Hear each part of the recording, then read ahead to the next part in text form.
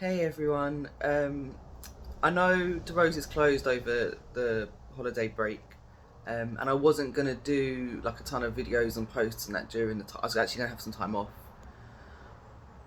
but after the tier four like announcement and that, I just felt like people had dipped again, like the energy of the people around us, and we were quite concerned for a lot of how it was going to affect people. Our plans have had to change. We've had to really think about how we can just keep everyone safe. So Saturday, when the news was kind of announced, we from that point we had about 24 hours of just a little, disbelief and sadness, and my Leah was quite a lot, like quite deep in that sort of sad place. All her plans had been unravelled in the blink of an eye. All the efforts we'd gone to in the last few weeks, coordinating gifts and all of that stuff gone, effort gone. And by yesterday evening, we had taken some time and sat down and replanned and rescheduled our time and spoken to all of our loved ones, all the people within our bubble who we had plans with.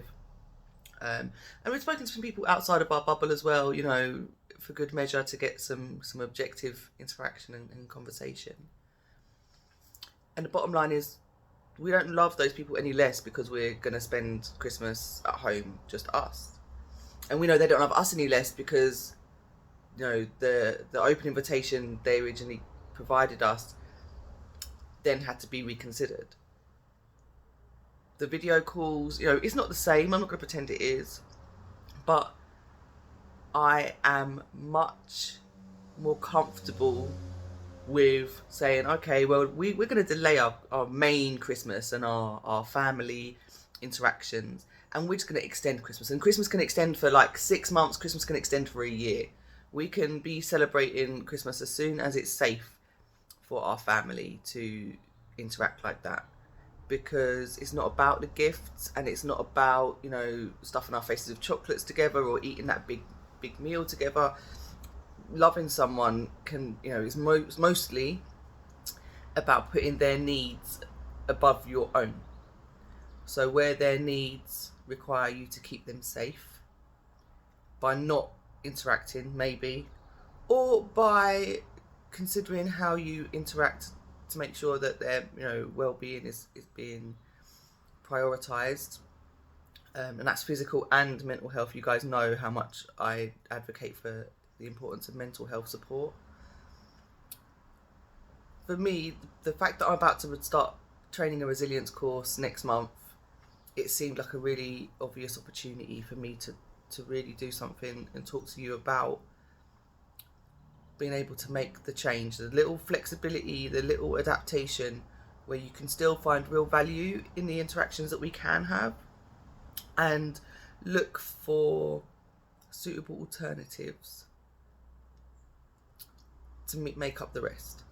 So, Leah and I sat down yesterday and we probably spent longer than the original. It took us to the original Christmas plan and schedule to figure out, okay, so what bits are we still going to do just for us three? What bits are we going to put on hold until we see other people? How are we going to get people's gifts to them? Are we going to keep hold of the gifts and wait until the ban is lifted and then do some doorstop visits? And having that conversation and planning that stuff out and having a cuddle and making a fuss of each other and going, do you know what? Christmas is kind of made up anyway. The love that is based on the affection and care for the people around us, our family members that we want to share with them, we can do that anytime. It hasn't got to be on Christmas. We're not. It's just a day. So with that in mind, please, everybody, keep looking after yourselves. Keep being safe. Keep understanding that your resilience comes from that love and that inner strength and that ability to really reason away what is the best course of action for you and your family right now. And based on that, you will come to the right conclusion. no one can tell you what the right conclusion is. You'll figure it out because you know what's right in your heart, and in terms of what's best for everyone. So, you know, as much as the Rose is shut for Christmas, obviously people desperately need to reach out. You can message me always, and I would just want to, you know, congratulate everyone. We are all going to be pulling together and pushing through, and, you know, revising how we celebrate, but still celebrating, because the celebration is of all the positive things, all the blessings that we have, and when you count them and you recognize, you know, your family, your health, your connections to people, you know, the network that you have, you know, the home that you live in, all of these things you can list, and you know, real tangible things you can touch.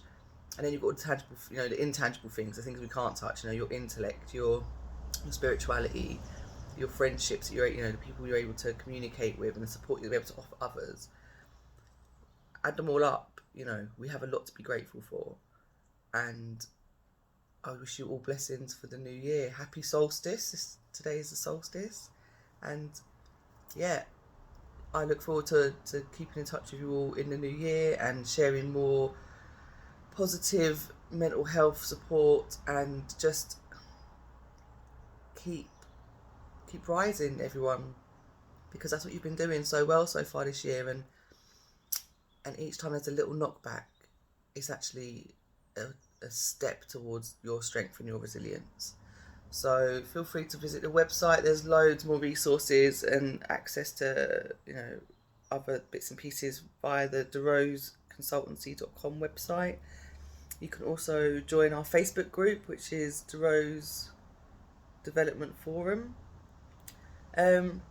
Message me, you know, comment, like, share the whole thing. Have a wonderful Christmas, have, you know, holidays, New Year, the whole thing, and just love and appreciate what's right in front of you right now. So I'll see you in 2021.